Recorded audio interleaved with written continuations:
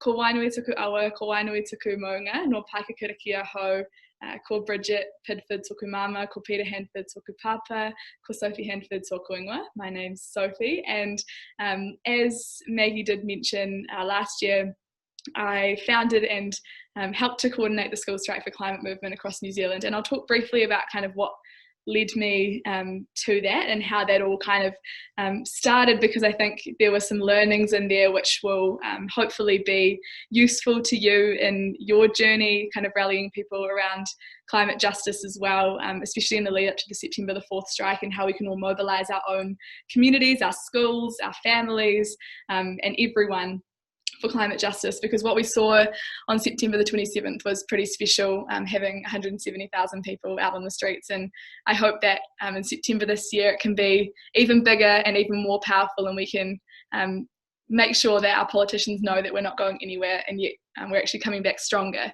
So I'm really keen to kind of touch on some of those learnings that I had last year, and hopefully be able to share some of those with you, and so that we can mobilise even more people come September, but also some of the tools that I used myself to kind of get myself through some of those challenges that can come with mobilising people and organising things, and ways in which you can kind of get around some of those challenges. So I'll quickly begin with kind of the story. It's quite, so we're in C9 at Kapiti College, for those of you who are with us on Zoom, and I was quite involved with the Eco Action group at Kapiti College, and actually I left high school at the end of 2018, and that was when I first saw the School Strike for Climate movement in Australia, and then thought that New Zealand needed something like that too, and a space for young people to be able to kind of come together and voice their fear. I think that that's held by a lot of young people about the state of our world, and what might happen if we kind of just sit by and don't do anything. So kind of creating that space for that like more positive vision, and being able to bring people together around a vision for climate justice. And that kind of all started through getting involved at Kapiti College. So the Eco Action Group meetings were actually held in this very classroom that I'm sitting in right now, and that was the first group that I reached out to when starting the School Strike for Climate in New Zealand. So there were 5 of us to begin with, all Kapiti College students. 3 were still at school, I think, and then a couple of others who had graduated like myself. And it was just us 5 at the very beginning, at the beginning of last year. And we were just like, this is incredible. I was so moved by what I was seeing overseas, and not only like the messages on the protest signs, on the strike signs that people were holding up in the streets, but more so by kind of the power of what I was seeing, and the emotions in these young people's faces, and the way in which they were able to demonstrate this power by simply coming together on the street and being like, we demand more, we demand climate justice. And then I was like, okay, friends, let's see what we can do. And it was literally just me and a few friends. And from there, we were like, we've got to do something. And we didn't know what we had to do. We just knew that we had to do something and try to create that same kind of movement here in New Zealand. And from there, like, we literally just put up a social media platform and a website, and we didn't even really know where we were going or what we wanted to achieve at that point in time, but we knew, and this is something I'll talk about too, which I think is really important, is like, we knew why it was important that we had to stand up, and that's something that's kept me grounded through some of the more challenging times, and holding on really kind of steadily to why it's important that we stand up and don't let this kind of older generation write our future for us, because essentially that's what's happening now. And if we just kind of sit by and continue to let this happen, then we're just kind of being handed this future that we have no say in, and that future that we're looking to be handed at this point in time now is not the one that I would like to pass on to my future children. So yeah, that whole process, getting social media and a website up, and then that was a huge kind of leap of faith for me. I decided not to go to university specifically to focus on taking action, and I didn't know what that looked like, but I had my applications in to go to university, and then at the very last minute, like about a month before uni was supposed to start, I said, no, I don't want to go. I can't do it. I can't sit in a classroom. I refuse to, and this is something that Greta says a lot, is that she refuses to kind of learn facts for a future that might not be certain, and she refuses to learn about ways that we can mitigate the crisis and adapt to the impacts of climate change when we actually know what we need to do. And yes, we can learn, but I feel like what I'm doing now, I've learned so much over the last year by just doing stuff, potentially more than I could have ever imagined I would have learnt through sitting in a university lecture. So for me, taking a gap year last year was one of the best decisions I probably made, because the value, like for me, of last year was insane. But again, back to, I keep getting really sidetracked. So we made social media and a website, and then what we did with that was we had this space where people could sign up to be on the newsletter for School Strike for Climate New Zealand. And every time someone from a new community signed up, I just got on the phone to them and said, oh, you've signed up to our newsletter and you're from Christchurch. Do you want to be our Christchurch organiser? And they did not expect this, because they just thought they were signing up to a newsletter. But I just assumed that anyone who kind of was signing up nice and early, they were keen. And our team grew from 5 of us to around 20 of us within a week. And then we kept growing, and now there's about 40 young people as part of this national team. And the youngest person is 8 years old. And she's from Lower Hutt, and she's just a force to be reckoned with, honestly. Her connection to why she's doing it, she's so clearly able to articulate. You say to her, oh, Yuli, why is this important to you? And she knows exactly what, she's so connected to that. And it's really special. And her sense of justice, her sense of kind of what's morally right and what's morally wrong, it just blows my mind. And there's a 10-year-old called Enoch from down in Invercargill, and this 10-year-old went and knocked on high school principals' doors and said, will you join the strike in Invercargill? And this kid's 10. And I saw that and I was like, oh, I've got like no excuses, I've got to, like, if things are scary as part of this, like don't get me wrong, there was some pretty challenging times as part of last year. Like there were some interviews that I did where I was told that I had no idea what I was talking about, that I was blind to this issue, that I was a brainwashed brat, that I was being paid to do this by the Green Party, and all of this kind of stuff. Like, it's real. And getting messages into my personal Facebook and personal Instagram. But I felt like, because there were these people that held such courage at such a young age, like half my age, that I just had to, again, remain connected to why I'm doing this. And we've only got limited amount of energy in a day, and you can choose what you kind of allocate that energy to. And I just said, well, you know what, like, it's not worth it. I know why I'm doing it, and no one can take that away from me, and no one can convince me that that's not the right thing to be doing, because I feel so strongly about that. So I think, connecting to your why, and that took me, my why has taken me quite a while to articulate, but I think it's really important when you're kind of growing a movement, or when you're communicating something, to not just say what you're doing. So if you say, come to C9 at lunchtime and we are going to do this, people might come along. But if you say, okay, I'm doing this because I want to be able to say that I did everything in my power to pass on the most beautiful world possible to our next generation, and if you want to do that too, you can come to C9 at lunchtime, and this is what we're going to do to make an impact. So I think connecting with your why and then being able to communicate that is extremely important. So yeah, my why is that when I get to the end of my life, and if I have kids, I want to be able to say that I did everything in my power to pass on a world that I feel comfortable leaving for them. And I don't want to say that I knew about the climate crisis and that I knew what world we could have if we kind of embodied climate justice and if we incorporated it into everything that we're doing. I don't want to say that I knew the kind of possibilities and the potential that would bring, but instead just sat back because I was scared, or because I didn't think I could make a difference, or because I'll get your paper. Oh, pen. That's all right. Okay. Sorry, just passing a pen. Or because I didn't think I could make a difference. So for me, like the thought of what the world could be like if I don't stand up and if I don't put myself in situations where, you know, I might feel slightly uncomfortable or nervous, or even doing things like this. I mean, I'm still not like fully, you know, I still get nervous, but it makes me a lot more nervous and scared to think about the kind of world that we might have if we all don't stand up and make our voices heard and do what we can now, because ultimately, like, now is the only time that we have, and for our generation, like, we're at a moment in time where we have the ability to literally like save the world for all of the next generations to come. And if we don't take this opportunity right now, then who knows what kind of a world we'll be passing on.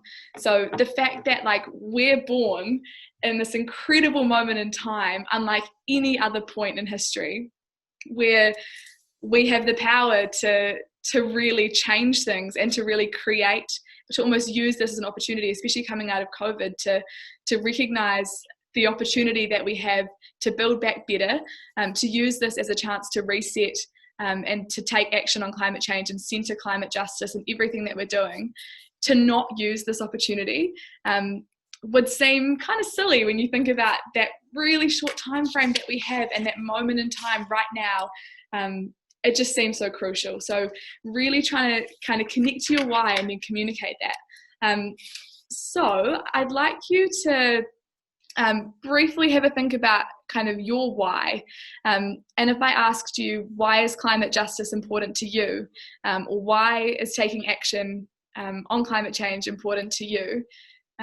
What's kind of in your head at the moment? I'd love you to just take a couple of minutes to write that down. And for me, it took asking myself maybe 3 or 4 times. So at first, probably in high school and when I was a little bit younger, like, and not really being as exposed to the impacts or the possibilities that come with climate justice, my why was like, I want to save the world, and that was why I was doing what I was doing. And then I asked myself, well, why do you want to save the world, Sophie? Well, because, you know, people's lives are at stake, and our nature and our natural environment's at stake. Well, why? But why is that important? Why do you want to save that? And then that's when I started getting to the kind of intergenerational element of it too. So yeah, have a think about that for a couple of minutes. And then I might also ask if anyone's happy to share, but I'll give you a minute or so, or maybe a couple of minutes to have a think about that, because it's quite an interesting process. So just kind of, have a think. And the other thing to note quickly, sorry if I just disturbed any like amazing thought process happening there, but everyone will likely have a different why. So don't in any way let my why influence yours. For some people, it can be, I don't know, that you have a beautiful dog and you love your dog so much, and the reason why you want to protect nature is because you want to always be able to take your dog out for a walk. So your why can be literally anything.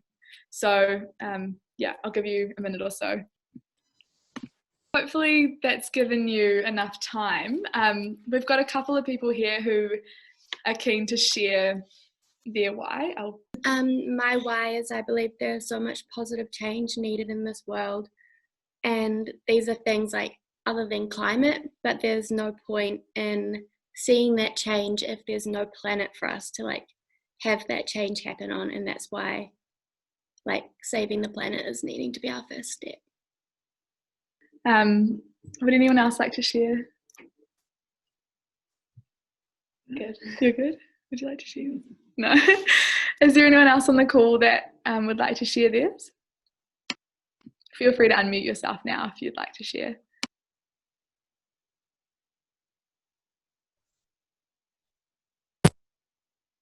Hi, I'm Morgan. My why is that like I feel like Western countries, like the impact we have is going to affect all around the world, and like the decisions we make as a country of power that has like been developed and stuff is going to impact all these undeveloped countries, and I just don't think that it's fair that what we do here is going to impact someone who doesn't even know it or doesn't even like like have an impact in the choices that we make. Yes, that's so good.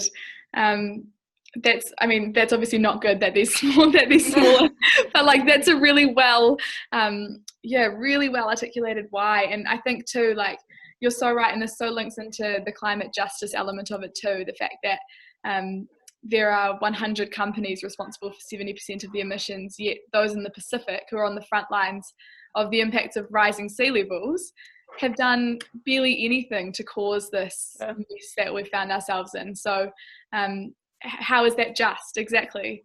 And when we've got the resources to help to clean it up, why are we not kind of using those, especially to fulfill our obligation to our friends and our neighbours in the Pacific? So yeah, awesome. Yeah.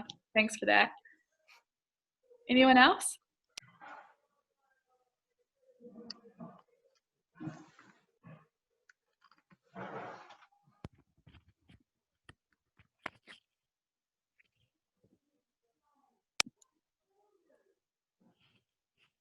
Okay, awesome. I think we'll keep moving then. I think for me that like all of those, I mean, I kind of like identify with both of those whys that you shared, Neve. And was it Morgan? Yeah. Identify with both of those as well. Like it's interesting too how we can connect with each other's whys, like no matter almost like what they are and how they're shared, if we feel passionately about the issue as well. So my why definitely kept me grounded, especially in kind of building a team around me and being able to clearly articulate the importance of it to people who also might not believe in what you're doing, or who might be climate deniers, for example, because, you know, a lot of for example, the climate deniers that I came up against last year, you know, they had kids and they believed that there was potential for something better. And so it was just trying to make that connection between what we can do with climate justice and the ways in which we can use that as an opportunity to kind of, like, as you were saying, Neve, almost like we can use that as an opportunity to actually reduce other inequalities as well. And if we're focusing so much energy on these other issues too, and we don't yet have a planet for those kind of solutions and that focus to come to fruition on, then what kind of world are we left with? So really important. Cool. Okay, I'd now like you to, now that we've done that, I'd like you to write down 5 names, so like 5 people's names. So the School Strike for Climate movement started with 5 people, so I feel like 5's a bit of a magic number for me. So the names of 5 people who you think might have a similar why, or who you think might be able to, you might be able to like easily communicate that why to be able to connect them with what you're trying to do or what you're passionate about. And this can be like, for example, I know that my mum has a similar why, so I could have a conversation with her about this. But it can be anyone. It can be a friend, it can be your grandparent, it can be your mum, your dad, your brother, your sister. Just the 5 names of people. And this is kind of the second step of the process. So I think for me, it was kind of like I looked inwards to figure out why it was important, and then I tried to connect with others, and then the next step to that is like mobilising. So first you figure out why it's important to you and you're able to stand strong in that, and then the next step is reaching out a little bit wider than yourself, but to people in maybe similar circles or who you already might have connections to. And then the next step is trying to figure out how we're mobilising, for example, our school or workplace or the whole of New Zealand. Awesome. And the cool thing as well about this list that you might have made is like, I just want to tell you, there'll be so many more people than just those 5 people who are on the same wavelength as you. Like that's what I found through the School Strike for Climate movement, is I was so like, I don't want to say surprised, but we were surprised at the number of people that we had, and the number of people that came out on the streets on all 3 of the strikes that we had last year. But it's pretty incredible to see how many people actually have connected with why this is so important and have realised the importance of this moment in time and are willing to like all stand together and put their education at risk, or leave their work for a day, or have some difficult conversations, and it's pretty awesome to see that. So know that like we're all standing together, like all of us here, but also on September the 4th, all of us across New Zealand will once again be standing together for climate justice. It's a pretty awesome movement that we're all a part of. So you've got those 5 people, and those are people that I'd encourage you to just like talk about this with. I think what I've found is like the power of a conversation can never be underestimated. That was the only way that the movement was built, like through talking to people. Like I rang people up and said, do you want to be the coordinator for the Christchurch area? I rang people up and said, hey, do you want to support the strike? Would your business be open to shutting up shop for the day? And through doing that, we had 290 businesses that joined us on September the 27th. And that was all through communicating why it was important, and then what we were going to do. So we always communicated that why first. And I think when you're building a movement, or kind of organising something, really trying to be clear about why you're doing it. And sometimes, as I said, that can be kind of harder to find, and you've got to sometimes dig a bit deeper to get it. But it's once you get it, it's like a little nugget of gold that can really, like, I think, unite a group of people, no matter like which side of the political spectrum you're on, how old you are, where you grew up, all of those different things. I feel like it's such a powerful tool to not only like kind of be like solidified in yourself and your communications, but also then how you're growing a movement. So we've kind of talked about like our own why, and then now we've just touched on like connecting with people around us and those 5 people. And the next kind of step that I found was mobilising. So figuring out how we can connect with those people and create space and kind of allow them to find their why as well. Because some people that I talked to, they were like, oh, I don't really care about climate change. It won't affect me. I'm not on the front lines of the impacts of it right now. But actually, when I kind of explained why it was important to me, the fact that I want to be able to pass on a thriving world to the next generation, and I want to be able to say that I did everything in my power, a lot of the people I talked to said, oh, actually, I want that too. I want that. That's exactly what I want. And I've been thinking about that, but I didn't connect it to climate justice. I didn't connect it to climate change. So figuring out how we can mobilize people, and also through creating like specific roles and creating space for specific skill sets. So what we found with building our team is that because we had 8-year-olds, 10-year-olds, 12-year-olds, right the way up to 21-year-olds, and our whole team was within that age range, we also had a lot to do and a lot to organise. We had a role or a space for anyone that wanted to be involved. So anyone that came on board, we were kind of like, well, what are you interested in? What's your skill set? Some people said that they were really passionate about art and they wanted to use their art to support the movement, and that's awesome. Like, we need that. Some people said, oh, I don't have much time, but I'm keen to. This one woman dressed up in a penguin suit and handed out flyers in front of high schools. We were like, great, we can use that. We can work with that. We had someone who wanted to do some raps, like he made some beats for us, and we were like, awesome, do it, we'll use it. So figuring out how we can use people's skills that they want to kind of contribute, and be able to really like hone into what people are interested in as well. Because if we can create space in a movement, in this movement for climate justice, where people know why they're involved and they feel so connected to that, and they and that kind of mobilizes them and helps them to get involved. But then if we have something that directly connects to their passion as well, that'll keep that fire in their heart burning. Like, that'll keep them involved in the movement. And that's what we want too, is that sustainability of the movement, because we can't afford to kind of slow down, and we only have a limited amount of time, as I said. And so if we're creating space for people to really develop skills, but also connect with their passion, and use that for the change that they want to see in the world. That's, I think, extremely, extremely powerful.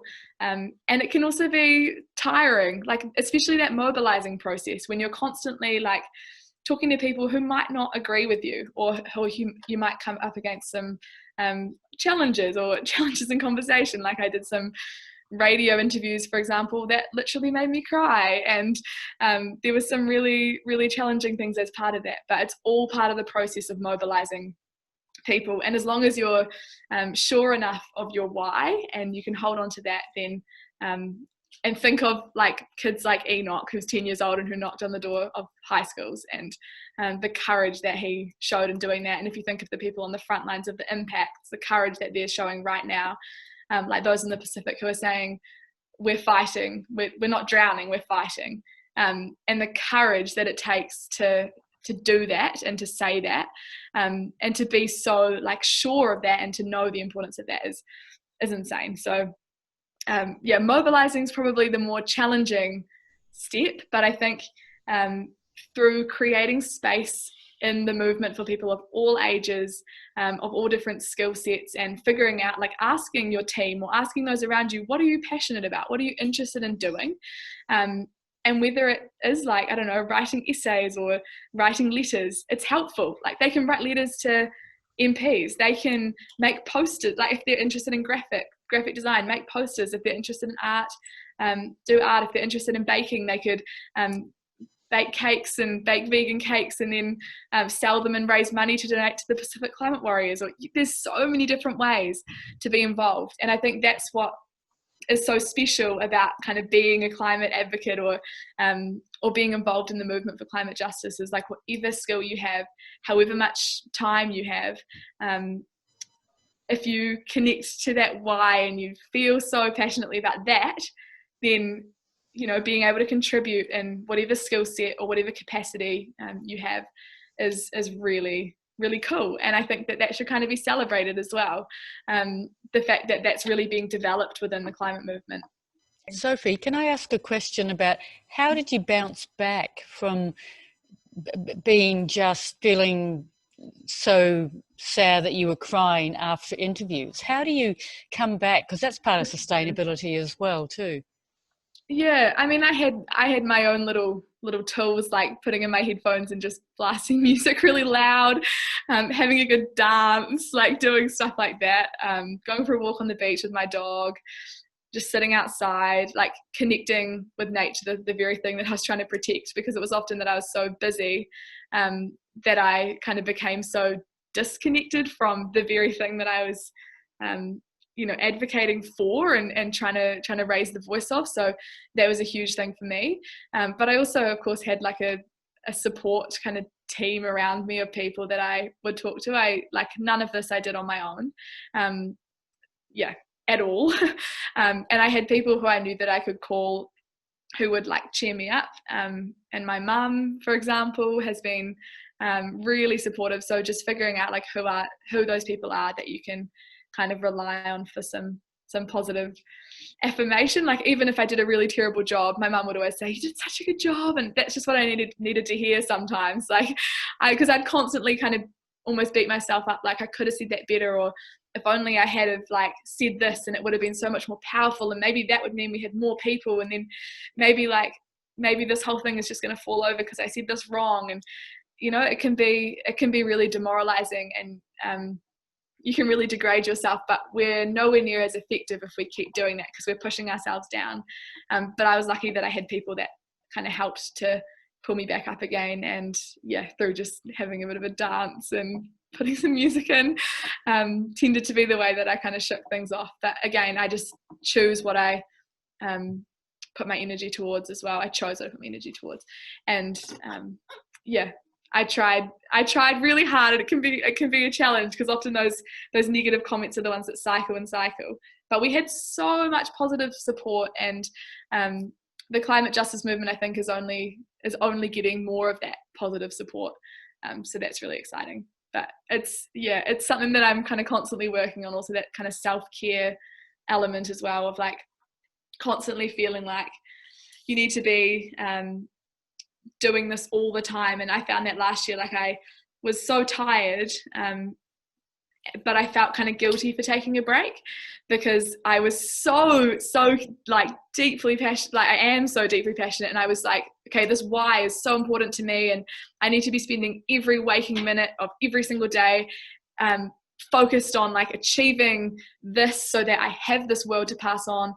So no, I can't spend an hour watching Netflix, and I can't go out for a walk on the beach because I've got a strike to organize, and this is important. But actually, like by the end of the year, I was just like so tired. And that was just because, you know, I was waking up at 5:30 and going to bed at like 10:30, 11 every night, and just sometimes even forgetting to have lunch in between because I was taking calls and I was doing emails, and it just got chaotic. So I'm trying to be a bit more intentional, because I think we'll be more effective if we do support ourselves before we we'll have more to kind of overflow into the causes that we're passionate about if we do take care of ourselves first. But it's a learning journey for me because I'm still pretty terrible at it. But cool. So I probably won't keep you for too much longer, but I thought I'd run through some kind of key points and key learnings from last year, and these kind of handily fit into the acronym of TASK. So if you take one thing, this is your task. So the first thing that I found really important last year, and that I'm finding continuing into this year, and I'm sure I'll also find this really crucial, is trusting yourself and backing your voice. Probably the biggest challenge for me in building a movement, or in being part of building a movement, was the self-doubt. And yes, there was some kind of pushback coming from outside, but a lot of it was kind of internal, and me letting some of those external things get inside of my own head, and kind of questioning, like, maybe I'm not qualified to be leading this movement or to be talking about climate justice, and maybe what I'm saying is a load of rubbish, but it's not. And now I'm willing to kind of back my voice and say that it's not. But there were definitely times last year that I found myself really reflecting on that and being like, oh, okay, maybe I could put my energy somewhere better, or maybe this won't all be worth it, and maybe I should just kind of like leave it to someone else. But I think we all have a role to play with whatever skills we have, and but backing your voice and trusting that you have a really valid place in this conversation, and trusting yourself even when you might doubt what you have to say, but always remembering that I think that you'd regret it if you don't speak up in this moment and in this situation that we're in right now, when we're kind of, there's a ticking time bomb really, and anything that we say that's related to climate justice, and any person that we can mobilize and any conversation that we can have is progress. So trusting yourself and backing your voice, because the planet can't speak for itself, so we need to be that voice for our planet in these spaces where it can't speak for itself. Now I'm on local council, so I'm a Kapiti Coast District Councillor, and for me that was a huge motivation for getting involved with council, was because I didn't see someone that was kind of speaking for our planet, when, you know, if our planet could speak for itself, I'm sure it would be kind of crying out for help right now. So we have to do that on behalf of our planet. So trusting your voice in doing that is key, I think. Also, this comes under the acronym of T as well, throwing yourself in the deep end. There were so many times where over the last couple of years where I've been completely out of my depth, and I'm okay to admit that, because that's where I learned the most. And at the time I was like, oh my gosh, there's all this stuff I don't know, and there's all these experiences that I've never had before, like speaking on national TV and doing radio interviews, and speaking in front of a march of 40,000 people, and coordinating the logistics for that, and trying to like facilitate Zoom calls and all this kind of stuff. I'd never done it before, but I was like, you know what, I'm going to learn if I just put myself in that position where I don't really know what I'm doing, and just accept that I don't know what I'm doing, and kind of come from a place where I can only get better. So if you throw yourself into the deep end, you've got no idea what you're doing. The only way is up. You're not going to be able to get any worse. So you'll literally just be learning things along the journey. And it can be quite uncomfortable. It's what I found with council too. I didn't know a whole lot about local government before running myself and before putting my hand up to be in the race for the Paekakariki Raumati seat last year. But through the process of running that campaign, and might I add, our campaign was run by like 16, 17, 18-year-olds. One of the volunteers is here tonight. That whole campaign was run by people younger than myself, and my campaign manager was 17. So like the youth kind of movement in that itself is incredible. But I think, yeah, throwing yourself in the deep end and kind of stepping back and being like, if you do that, like I felt like if I did that, people would come in behind me and around me and be like, okay, she's taking a step, like we'll support her in that. And that's why like I'm so keen to do that with other people too, like to see people put themselves in the deep end and see them be like so willing to learn and grow through doing that. Like I'm really happy and really excited to support people who are doing that, because it's a challenge, and I kind of know what it's like. But the fact that there were people that kind of came around me and supported me to do that was awesome. So throwing yourself in the deep end and trusting that there'll be people who will come around you to support you, and that throwing yourself in the deep end can also look like, I don't know, doing things that like might have challenged you in the past. Like for example, when I was at high school, I was like, any event that I organize has to be like perfect. Like you don't want anything to go wrong. You know, you want it to exceed expectations. You want there to be a really good number of people there. You don't want to embarrass yourself. And that's what I felt anyway. I don't know if any of you have felt or feel the same way. But what I found now is I'm like, look, even if there are only like 2 of us, 3 of us at something, or like, for example, me and my friend, like we hosted an event, but we were the only 2 people that showed up. So we just walked up and down the main street with a sign that said, vote climate 2020, 3 election cycles left. And that was still effective. For me, that was also throwing myself in the deep end, because doing something like that like would have made me quite uncomfortable only a couple of years ago. So yeah, trying to recognize like where your boundaries are and pushing those boundaries, and knowing that there will be people there, myself, probably each other, that will step in and support you as well.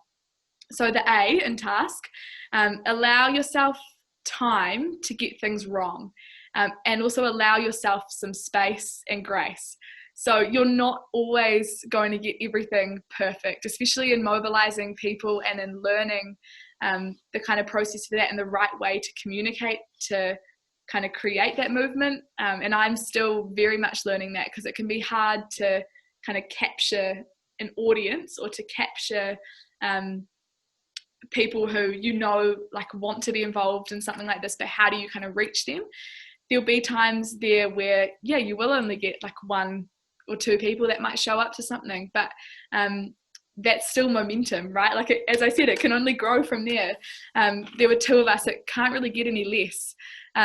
Fridays for Future started with just Greta, and Greta never did that with the intention of building a movement of millions of people. She did that because she knew she had to do something, and frankly I think that would have been quite scary, actually, sitting outside the Swedish Parliament by herself with a sign. I would have I don't know, that would have probably pushed my limits, I think.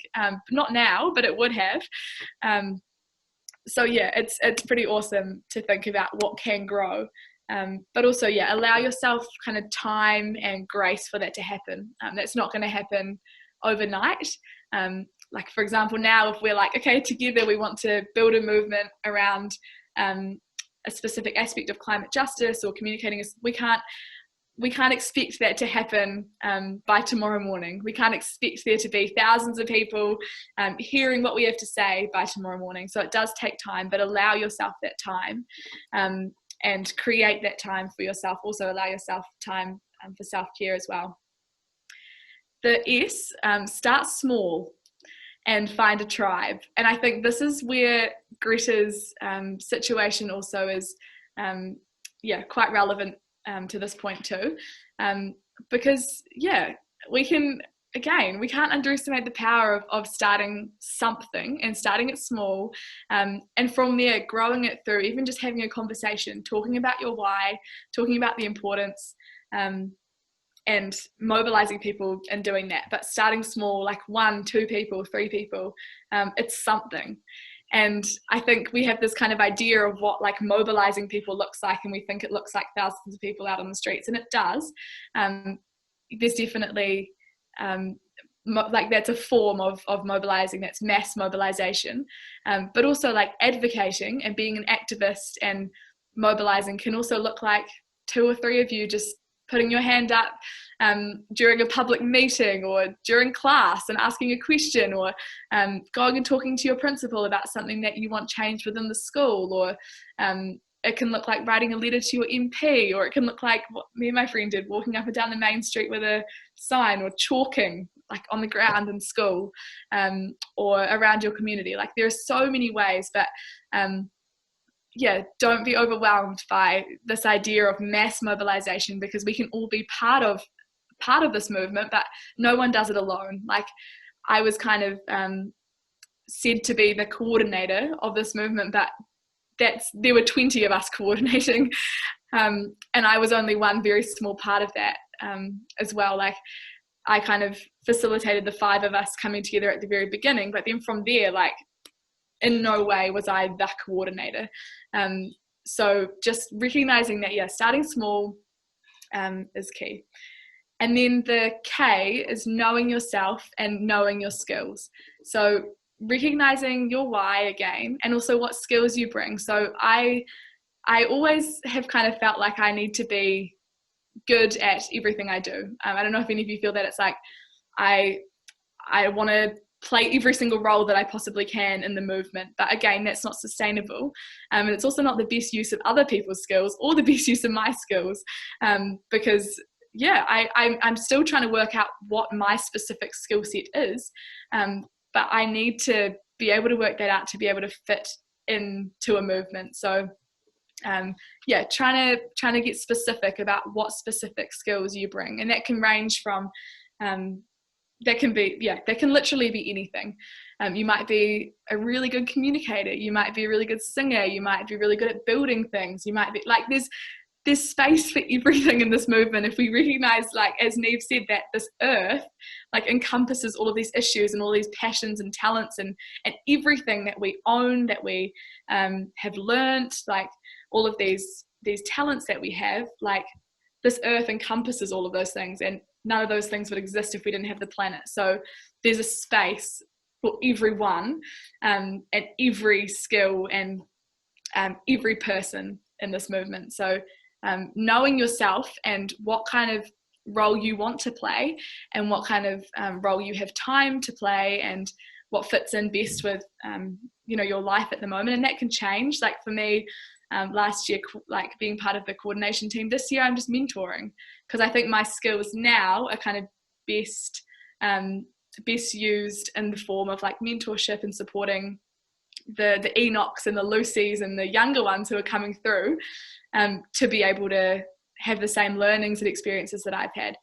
So that's kind of something that I like to do, is kind of mentor and support, and that's kind of where I'm finding one of my skills. So you can kind of discover your skills also along the way, and I'm sure you'll be discovering your skills all the way throughout your life too, and there'll be things that things that you find throughout your journey, and knowing your why. Keep coming back to that point, but it's so important. Really, really key. And something that I heard too, this is kind of cheesy, but authenticity is our superpower. And if we all try and be the same person, a movement, that's not what a movement is. A movement is a collective of diverse perspectives and skills and experiences coming together. And that's also the justice element too. How can we make sure that the movement, the climate justice movement, is inclusive of all of that? Because it's not a climate justice movement if the movement itself doesn't represent what we're standing up for. So that's also a really kind of key thing that I think we can all work towards. But that's quite a few things that I've probably tried to touch on. But essentially, I would say the kind of biggest learnings for me in terms of organising a team of climate justice advocates around you is first knowing your why, and then connecting that to a few people around you. So starting small, and then thinking about how you mobilise people wider than that, but also using that like smaller team that you create first to help you mobilise people. Because I think it's really challenging and quite daunting to think as like a single person how you would mobilise a whole school or mobilise a whole community. But there'll be people in that kind of smaller team that will have skill sets and experiences that complement your own, that will be able to strengthen that. And that's a really open conversation that you can just have, is like, what skills do you have? What do you enjoy doing? And from there, I think we can start to build a really strong climate justice movement.